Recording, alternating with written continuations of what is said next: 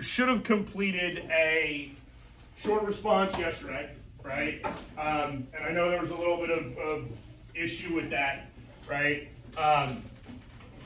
That was always due at that time. The quiz that was supposed to be due last week that we lost the day for is now due tonight. Okay? So we're going to finish up the Gilded Age, and then you have a quiz this evening over the PowerPoint from, what, Friday and then today. Was it Friday or was it Thursday? Friday. Right? I think it was Friday. Anyways, tomorrow and then Thursday we will go over the progressive era. So again, we're dealing with domestic policy here in the United States. Okay, so we're dealing with things that happened domestically in U.S. history. And then Friday you will take your first unit exam. Okay, and so that'll cover the closing of the West, the Gilded Age, and the progressive era. Today's PowerPoint, y'all have not been doing a good job of keeping me on track, right? Because nothing was being uploaded to D2L. The two PowerPoints that we've gone through are on D2L. Okay, I've started the recording. I will make sure that all 4 recordings show up as well. All right. So we've talked, just to refresh our memory here, go back and what we covered. In fact, let's back up the slides so that we know we can do this. We talked about sort of industrialization. Yes, we talked about the idea of creating big business.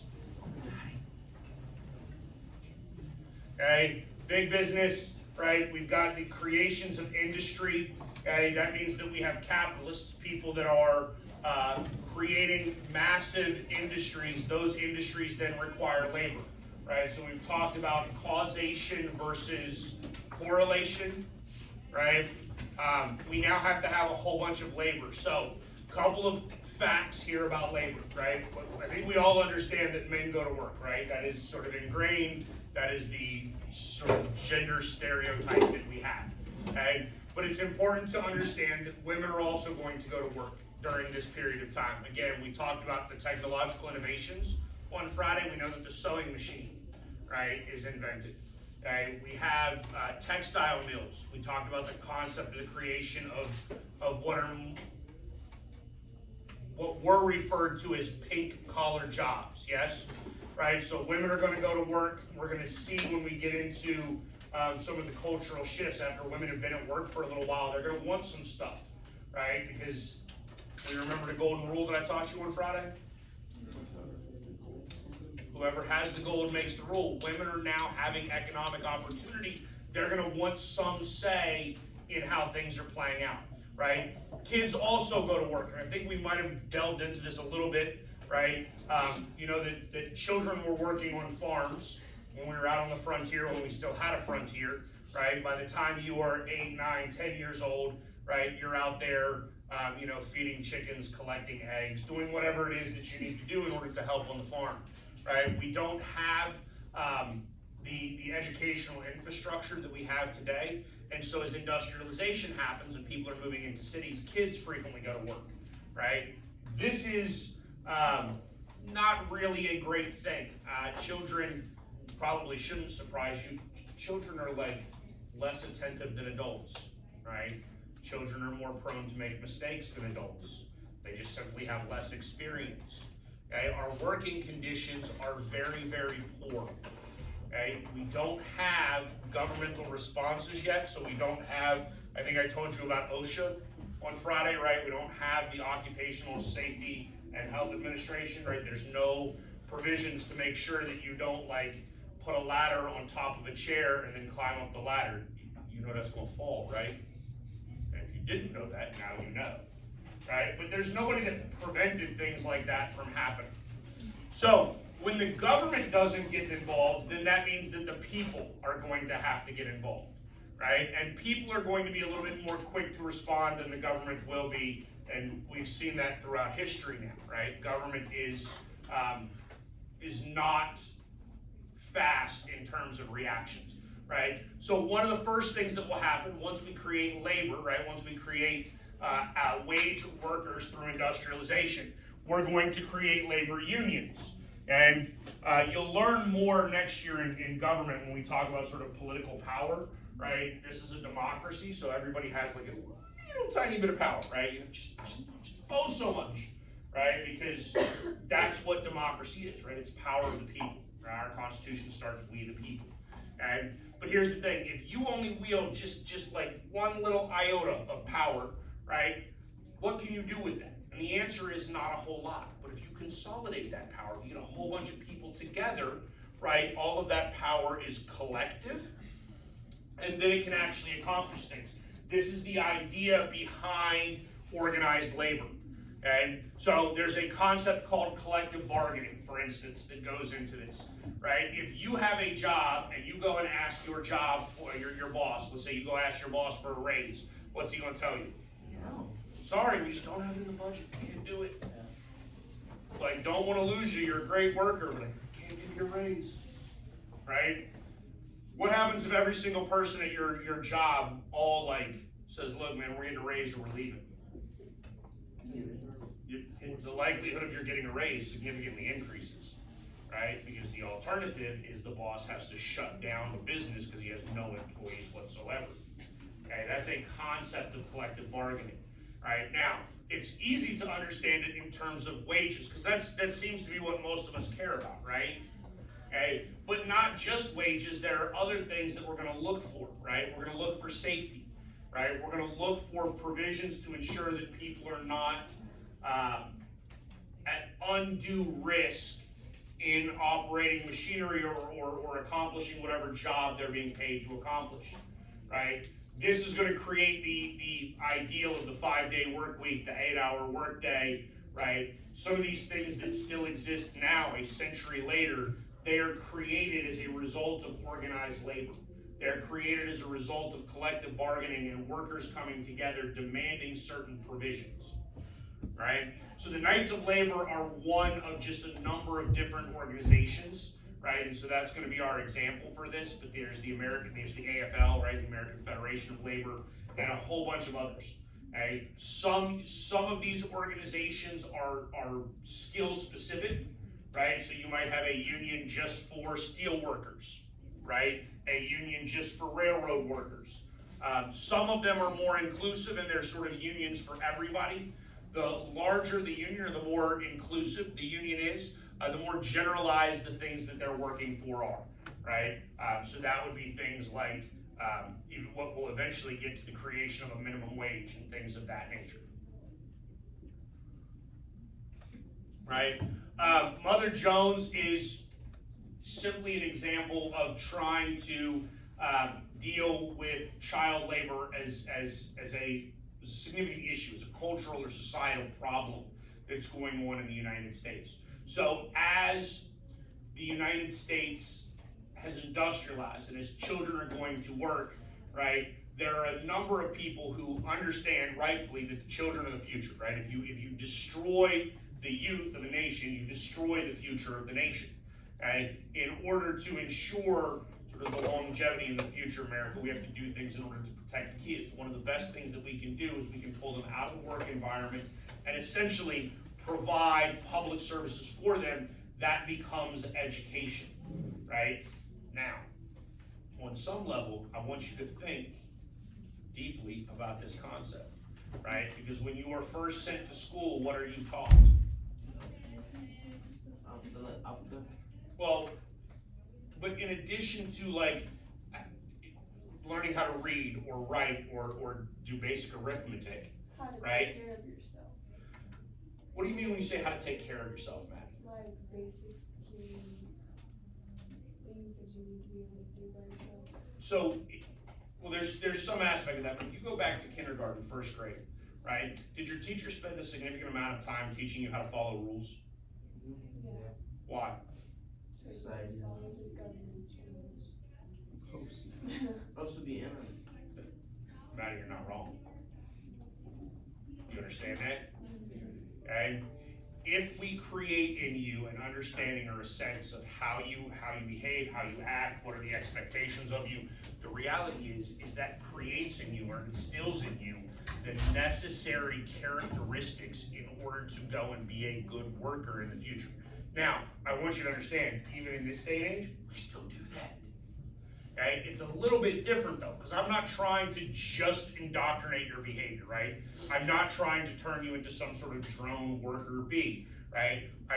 I hope, and actually, I don't care. I don't hope.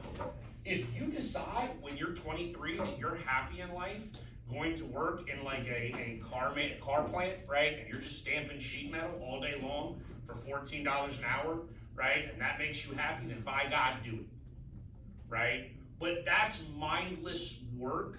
Like, you don't have to think to do that, all right? And I'll be honest, there's some advantages to that. When I was in the Marine Corps, I didn't have to think. It was kind of nice, right? If that's what you want, then by all means.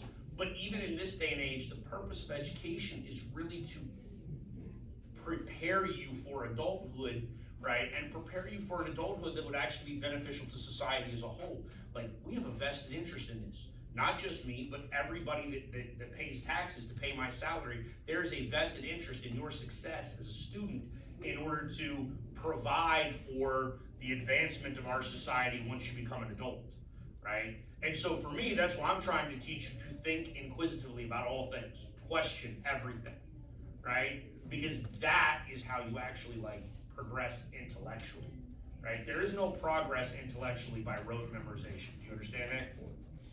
No? If I tell you 2 plus 2 equals 6, and then you repeat to me 2 plus 2 equals 6, have you learned anything? I know that 2 plus 2 equals 6. What? I know that 2 plus 2 equals 6. Do you understand why? Right? So then if I ask you 3, what does 3 plus 3 equal? What's the answer? 6, 9. Wrong. I had 6, I had 8, I had 9. The problem is if I tell you 2 plus 2 equals 6, You're wrong. How you know? but the problem is, in a system of rote memorization for education, right? Let's do this. If I tell you that, let's go to my politics class next year, right? Government class. If I tell you that Republicans are always wrong, right? And so you just spend the rest of your life and Republicans are always wrong. How do you know that the Democrats are right? You don't. If a new idea comes up, how do you know what's right or wrong with that idea? You don't, because all you have done is repeated something that you have been taught without actually thinking. Right? Thinking is what is ultimately important and drives progress. Okay? Now the reality is in this day and age, we don't necessarily want people to think that much. All right. So this brings us back to unions because organized labor is just going to be fun. Anybody know what the biggest tool labor has is? Sorry, tool to create change. Like, what could they do? If all of the teachers at Fulshire wanted a raise, what could we do? Right. Walk out. That's called a strike. Right? That's called a strike. Labor can strike. Okay? And in fact, constitutionally, labor should absolutely have a right to do this because we have a right to peacefully protest, yes? Okay? Theoretically, my right to peaceful protest extends beyond the government, right? This is why anybody, this is really a conversation for next year. Anybody know the Westboro Baptist Church is? No. You do, don't you? Yeah, you would. Do you want to tell them or you want me to? It's crazy people. Oh. It is a cult? Yes, it's a cult. The Westboro Baptist Church is a cult. They go to if a service member, like if a Marine dies in combat, they go to the Marine's funeral, right, with signs that was this is because God hates gays. I don't know how that correlates, but that's what they think. Right? They think that Americans die because America allows homosexuality and God hates homosexuality, therefore God allowed these people to die. They're crazy people. Right? We'll talk about them a little bit more next year. But do they have a right to protest the funeral? Yes. Yeah, they do. Right? So if you can protest a funeral, if you can protest, why can't you protest a business? Now, this gets into a really interesting concept. Let's just say, for the sake of argument, every teacher in America walked off the job at the same time. What happens? We're screwed. They'll be forced back in the. But here's the thing, I want you, because this is where this gets wildly complex. If every teacher in America walked off the job right now, how many of y'all got a sibling like under the age of 10? Right? And so you realize, let's just pretend for the sake of argument, I wasn't a teacher, right? And all the teachers walked off the job. What am I doing with my 8-year-old? Okay, I'm not going to prison. I can't leave an 8-year-old home by themselves. Child Protective Services will come and take my children away. And I certainly cannot leave an 8-year-old at home watching after a 3-year-old. Well, listen, eventually well, again, it's probably for next year more than it is for this year, but we'll talk about the concept of free-range parenting, right? And whether or not you're allowed to just like let your kids go to a park by themselves, or at what age they can do that. Okay? The idea here, though, is what I want you to understand, right, is if all of education, right, if every teacher walked out, there is a trickle-down effect to that. You understand that? Georgie? You understand what I'm saying? No. There's a trickle-down effect. Because if every teacher walks off the job, that means every kid has to stay home. If every kid has to stay home, what happens to the parents? The parents now have to stay home, so what happens to their job? It's not done. Their job's starting to get shut down. No more time. Right? It gets significantly more complex. Right? So, this means that there will be instances or times where the United States government is going to get involved. Okay? Sometimes on the part of labor, sometimes on the part of management. Some of this, right, by the way, you understand that when two groups are like in conflict somewhere, right, like face to face yelling and screaming at one another, right, if it turns violent, do you ever know who threw the first punch? No. Is it real easy to throw the first punch and blame the other side? Yes. Right? This is going to get wildly complex at this point as well, because now government is going to have to come in and try to figure out, well, who did what. And I'm going to be honest with you. Y'all know who Machiavelli is? Y'all learn that in world history? Machiavelli? Right? So this is a very Machiavellian thought. Machiavelli was basically like, he was essentially a philosopher who said, you know, do whatever you want in order to like maintain power. Okay? But if I was, I mean, let's just say for the sake of argument, I owned a business and all of my employees went on strike and I didn't like that, right? I might plant like a very small explosive device in the protest and damage my own business, then claim that the protesters did it and have the government come in on my side and force all of those people back to work without giving them any raises or better standards of working conditions or anything like that, couldn't I? That's actually really smart. But like awful, but like. No, but okay, you realize I'm not that intelligent, yes? No. Right, so if I thought about it, you know other people have thought it. Right? Like, I'm not the smartest man in the world. I don't have thoughts that nobody else has ever had. Okay? So, this would be significant or a possibility. The Haymarket riot, like, I'm going to go ahead and tell you this. I mean, this is on your test. Like, this is on your test. Because this is one of the most violent, because again, as you think about it, when you have these two groups that are on the verge of violence, and then the police show up, right? Somebody attacks the police and then points the finger at the other side. What are the police going to do? Right? You have that here in this instance. Okay, and so once it gets this nuanced, we're going to come to a head where things have to change, right? And this is where government will ultimately have to get involved, because government cannot continue to be passive as labor and capital are in fights with one another, right? So the AFL, I already mentioned that. It's basically trade unions, right? Created by a guy named Gompers. You should probably know that name. Right, Samuel Gompers right there. Again, working for the same stuff as everything else. All right, Pullman strike. This was a railroad strike, right? So Pullman like lays off a whole bunch of employees, cuts wages. I mean, here's the thing. There's sometimes businesses have to do that. They don't have a choice. Sometimes businesses do that to increase profits. I think we talked about what gilded means, yes? There's a fair amount of correlation to the Gilded Age and today, right? Have you ever heard the term that history repeats itself? Okay, I don't believe that exactly, right? But I do think history mirrors itself from time to time, meaning you can look and see something very similar to the past. During the Gilded Age, one of the things that happens is you have a massive wealth inequality in the United States, right? People like Carnegie, Rockefeller, Ford, they are getting filthy rich, okay? And other people are not. All right, now, it's not as extreme as it is today. We'll be honest with you, today is worse. Today is worse. We are actively doing things to decrease the middle class today.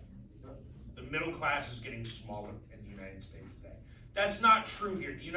The middle class was getting larger, but the middle class was not growing at the same rate as the elites at this point. You need to know this name too, Eugene Debs. And we'll talk about him again with the progressive era. Debs is a socialist. In fact, don't even really worry about him. He should be in the next PowerPoint as well. Debs is a socialist who's going to end up running for governor. And when I say socialist, I don't mean like Bernie Sanders socialist. I mean like a real socialist, right? Like he wants to implement communism in the United States. He's eventually going to be put in prison, and he's going to continue to run for president from prison. Can you do that? Why not? That just seems kind of hard. To run for president from prison? Well, you can't do like campaign stops and things like that, but I mean, in a democracy, you should be able to vote for whoever you want. Theoretically. That would be really dumb if you voted for somebody in prison. I feel like you shouldn't do that. Okay, but if they're in prison because they're a political prisoner, Nelson Mandela? How long was Mandela in prison for? 20 years? Do we know who Nelson Mandela is? No? Nelson Mandela was late in his life, the president of South Africa. He was imprisoned because he protested against apartheid, which was South African segregation. Right? I mean, South Africa was y'all realize, obviously, it's in Africa, yes? And in the 70s and 80s, when apartheid was winding down, right, as South Africa was getting away from that, the South African population was like 80-something% black, right? White people made up, I think it was less than 15%, I think it was like 12 or 13% of the population, yet they controlled the government and ran everything, right? And that 80-something% of the population was not capable of participating. Mandela went to prison because he thought that was wrong, right? And then Mandela gets out of prison and becomes president of South Africa. You absolutely can do that. These are just the robber barons. Okay, so I use the term robber barons or captain of industries. I think we talked about this in the little short response, or the little stations. Yes? Hey, you can utilize these two terms interchangeably, right? But like, they're opposite of one another. I need you to understand that, right? So like, robber baron would be a very negative term. Captain of industry would be a very positive term. It depends upon how you see the two of them, right? The four guys that I will test you on are Carnegie, Rockefeller, Vanderbilt, and Morgan, okay? Carnegie is U.S. Steel, Rockefeller is Standard Oil, Vanderbilt we've already gone over with the railroads, and then J.P. Morgan is the worst out of all of them. Then it's not close. Okay, do y'all understand? Y'all understand that like U.S. Steel made something? That made steel. Okay. In fact, Carnegie is Carnegie, Andrew Carnegie. It's not Carnegie. I've heard it pronounced both ways. I don't know. The dude was Scottish, so you probably got to talk in a thick accent to really understand it. Carnegie. There you go. Okay, so listen, Carnegie is actually like the reality is he's a captain of industry. Rockefeller could probably go either way. Vanderbilt could go either way. Morgan is a robber baron, right? And I'm gonna be honest, this is my own bias. I need you to understand this. I'm telling you right now, I'm wildly biased. Banking is not a good industry. It doesn't help. It doesn't create anything, right? Banking is like government. It just takes wealth from other people. Now, I need you to realize that banking is actually necessary, right? Because if you want to make money, you ever heard the term, it takes money to make money? Yes, that's absolutely a true statement. So you've got to have loans. That's where banks come in order to have capital to create wealth, right? All right, so let's go with Carnegie first. Again, Scottish-born immigrant, right? Dude worked on the railroads. He went to Europe, learned a whole bunch in Europe. What you really need to know about him learning in Europe here is this concept of the Bessemer process, right? The Bessemer process is going to be significantly important. And again, I guarantee you, I promise you, this will be on the test. Okay? So the Bessemer process takes the production of steel and makes it efficient. Okay? So this is technological innovation, right? Steel, along like before this point, right? Like if you go back to like Japanese samurai of the 13th century, right? They had steel swords, right? Their swords were incredibly ornate, incredibly high quality, and incredibly expensive, right? Because it was very labor intensive to make steel of that nature. Okay? The Bessemer process changes that. Once that happens, right? Once the Bessemer process happens and you can mass produce steel, now you can do a whole bunch of other things. Okay? Specifically, what do you need steel for? You need steel for railroad lines, right? So if I can't mass produce steel, I can't mass produce railroad lines, right? I cannot have the transportation revolution that I had. If I can't mass produce steel, I cannot build skyscrapers, right? Because brick, you can't stack brick that high, right? Concrete is too heavy. Steel is relatively light and incredibly strong. Okay, so now buildings go from 5 or 8 or 10 stories up into 30 or 40 or 50 stories. Right? So you've got the creation of skyscrapers as a result of this. Right? Carnegie is going to utilize something called vertical integration. Right? I need you to understand what that means. Integration is just a way to create a monopoly, right? Integrate means to bring businesses in together. There's two ways to do this. One is vertical integration, one is horizontal integration. We'll cover both. Carnegie is our example of vertical integration. So what is Carnegie going to do? Carnegie is going to buy up a whole bunch of different businesses, different industries that are all necessary for the production of steel. That means he's going to buy up things like iron mines, right? Because you have to mine iron ore and then like turn that into steel. Okay? If he owns the mine, he owns the resource at a cheaper cost. Okay? That allows him to produce steel at a cheaper cost. That increases his profitability. Now he can undercut his competition. He's going to have all the steel production in the United States. All right? This is actually a famous picture of guys working on skyscrapers in New York City. This is actually them on their lunch break. That's terrifying. Right? Like, yeah, I hope you're not scared of heights. Right? And again, guys, this is before OSHA. Like, y'all realize that people do this? Oh my God, March. Okay, anybody driven up 99 toward Katy lately? So you know there's massive construction up there, yes? Yeah. Right? The next time you drive, pay attention, because obviously there's overpasses, right? So there's like little bridges of 99 that go over Fry Road or whatever, right? If you pay real close attention, you will actually see a steel cable, right? Next to where they're building the overpass extensions. That steel cable exists so that you can basically hook a rope onto it that's then attached to you. That way if you fall, you don't fall into the road below. You get caught. I'm gonna tell you right now, y'all realize that like if you fell, you might break a leg, but you'll be fine. Yes, like it's not gonna kill you. These people are like dozens of stories high. You gonna die if you fall. How many people do you think died? Oh, dude, a lot. I don't know the number. Okay, so to put this into perspective for you, oh God, I looked this up a couple of years ago. I don't want to lie to you. I think these guys made $4 a week. Oh. No. You don't understand. Or maybe it was $4 a day. Maybe it was $4. Maybe it was $4 a day, right? So $4 a day. So you're talking about like $20 a week, right? $20 a week when your average wages might have been like a tenth of that. Like they were making 10 or 20 times what everybody else was. Oh. Because I'm not doing that job. Like, would I? No. You just said you wouldn't. Nope. Well, I mean, look, actually, I'll be honest with you. Would I do that? Would I do that right now if I had some sort of safety harness so that if I slipped and fell, I'd live? Would I do that right now for $100,000 a year? Yeah.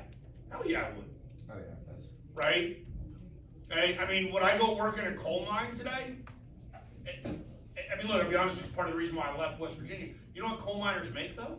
A lot. Make a lot of money, because it's an incredibly dangerous job. The more dangerous the job is, the more you're going to get paid to do it. Right? So, I mean, there's a back and forth in this. All right, this brings us to Rockefeller. You actually probably know this name if you like Jay-Z, right? You know Jay-Z's a big fan, yes. Okay. The Rockefeller basically creates a company called Standard Oil, right? This is really more of a horizontal. Yeah, that's vertical integration. This is more horizontal integration, right? Rockefeller is going to become the largest oil refiner in the world. He produces basically all the oil for everybody. That's what Standard Oil does. This is actually going to be the first company, when we get to the progressive era, this is the first company that is broken up by the United States government, right? Rockefeller's Standard Oil is broken into what are called the 7 sister companies, some of which are still around today, right? You go get gas at a BP station, I'm pretty sure BP is one of them. Amco is one of them, Texaco is one of them, right? Co is just company, right? We'll talk about this in a little bit more detail. Rockefeller he's an incredibly shrewd businessman. He does things to cut out his competition. He monopolizes the oil industry through what would probably be considered the word just went out of my mind. Basically illegal business practices under today's understanding of law, right?